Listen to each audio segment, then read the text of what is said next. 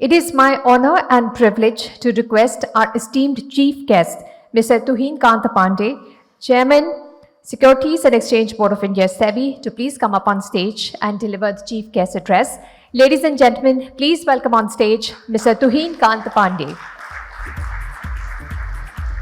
Shri Amitabh Kant, former CEO and ex-G20 Sherpa. You could see, the energy flowing through the room when he was speaking. Members of the REITs and InvITs Association, Mr. Agarwal, Mr. Venkatesh. Ladies and gentlemen, a very good morning to you all. It's a privilege to be here at this National Conclave on REITs and InvITs. I would like to thank the Indian REITs Association and Bharat InvITs Association for organizing this conclave. I hope your deliberations today will provide fresh ideas and actionable strategies towards strengthening India's infrastructure sector. Let me start with a simple question to us all. When you think of infrastructure, do you see only roads, ports, airports, power lines? Or do you also see jobs, productivity, urban transformation, and India's journey to Viksit Bharat? Because that ultimately is what this discussion is about. Over the next 2 decades, India will require massive investments across transport, energy, urban infrastructure, telecom, and aviation. Transport will see strong capital allocation towards capacity expansion and modernization. Power demand will surge, with renewable energy requiring large-scale storage creation. Rapid urbanization will intensify the need for urban transport, municipal services, waste management, and social infrastructure. NABFID estimates that India's core sectors may require well over 700 trillion rupees in investment by 2047. Without sustained financing, our immediate aspiration to become a $5 trillion economy and beyond will be constrained. Securing reliable long-term capital will be central to supporting growth and improving quality of life of our citizens. Public finance, public-private partnerships, and bank credit have laid the foundation, but the next phase of India's infrastructure story must be driven by the dynamism of the markets. And within markets, by instruments like REITs and InvITs that connect everybody's everyday savings with long-term national assets. Why capital markets? First, capital markets uniquely host investors across all 3 investment horizons: long, medium, and short. Capital markets channel the savings of long-term investors and of millions of retail investors into infrastructure projects which have a long gestation period. Second, they diversify risk, reducing dependence on banks or the exchequer. Capital market instruments spread the risk across many investors and reduce concentration on any one balance sheet. Third, markets enforce transparency and governance through continuous disclosures, independent audits, and investor scrutiny. SEBI's role is to strengthen the bridge between infrastructure and markets.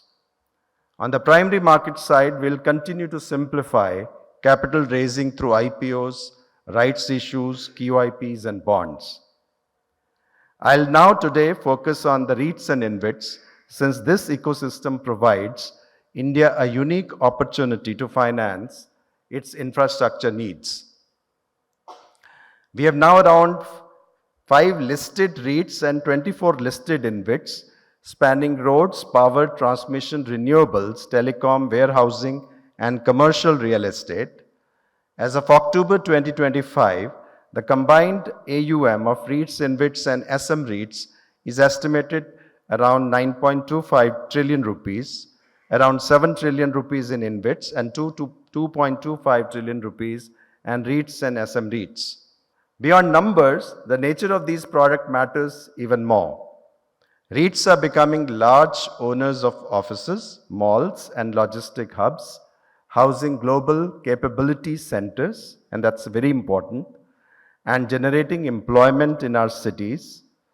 InvITs power our roads, power, renewables, and core infrastructure. Together, they connect urbanization with nation building. They democratize access to high value assets and deliver real cash returns to unit holders. India's REIT and InvIT sector is still emerging, with significant room to grow in depth, scale, and diversification. Globally, REITs are a mature asset class. For example, US REITs alone manage over 360 trillion rupees of assets, while countries like Japan and Singapore have deep, well-diversified REITs markets. Collectively, REITs account for about 57% of global listed real estate market capitalization, whereas India's share is still around 12%. But I must say that we have just scaled up from nowhere. We were quite late in starting, but when we have started well. Let me now speak about retail participation, liquidity, and governance. Retail participation and REITs and InvITs is still low. Our investor survey shows that awareness about these instruments is around 10%, with penetration less than 1%. This must change.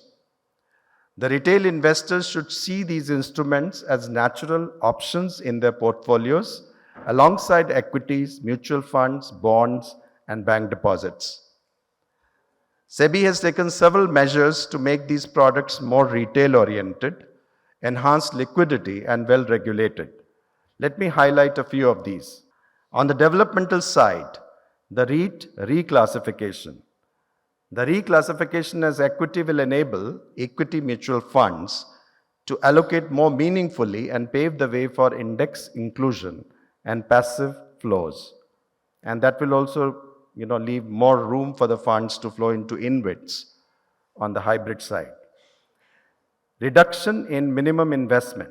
Lower thresholds for InvITs will increase the number of potential participants and improve liquidity. Creation of SM REITs.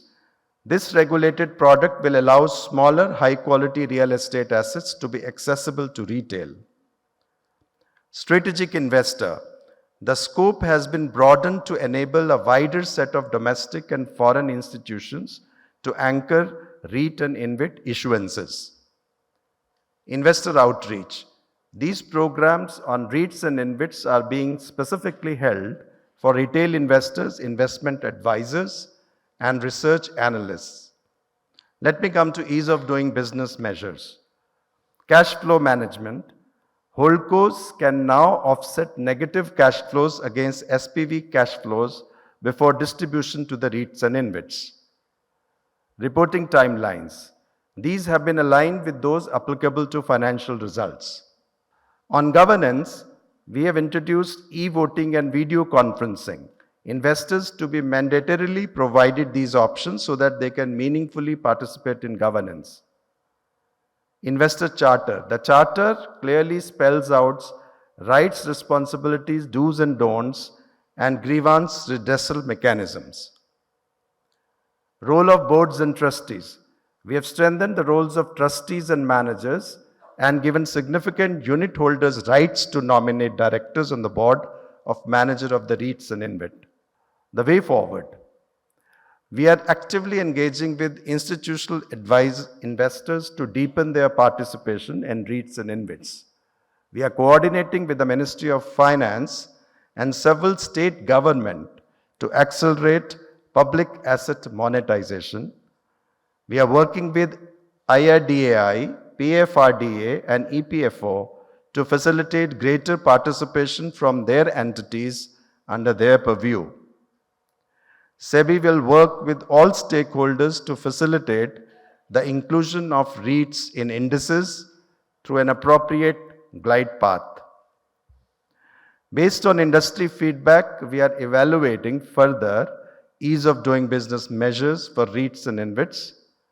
We are examining a proposal to expand the pool of liquid mutual fund schemes in which REITs and InvITs can invest while safeguarding investor interests.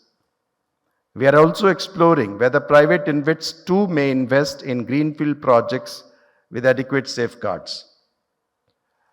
Municipal bonds and state-level InvITs naturally complement this ecosystem. The recent announcement of the Maharashtra government to create a Maharashtra Infrastructure Investment Trust is an important step in funding infrastructure at the state level. We are also delighted to see that NHAI has decided to establish its public InvIT, which will be available to retail and domestic investors for investment. This ushers in a new era of public involvement in building India's highways. In closing, while the opportunities are immense, this market is still at a nascent stage. SEBI will provide the enabling framework and guardrails, but it is the industry, sponsors, managers, advisors, industry bodies, and intermediaries that must believe in its own potential and build a deep, liquid, and trusted market. Our expectations are clear. Governance and investor interests will be non-negotiable. Use your associations, your digital presence, and your networks to educate investors in multiple languages. Our investor survey shows, which is in fact the first such a wide investor perception survey, that people like to be communicated in the languages they understand from the point of view of investing. 47% of the investors want to be communicated in Hindi, only 5% in English, 7% in Tamil, 7% in Bengali, Marathi, Telugu, Odia, Bengali, and so on. Assamese. We have to reach it out, and now we have really the means available, the AI tools available to really reach out in more ways than one. With stronger benchmark and disclosures, you can offer investors the transparency they need to stay invested. India's infrastructure and capital markets journey is now one and the same. If regulators, central and state governments, sponsors, investors, and industry associations pull in the same direction, the impact will be visible not only in assets under management, but in faster execution of projects on the ground, better services for citizens, and more resilient returns for investors. Thank you. Jai Hind.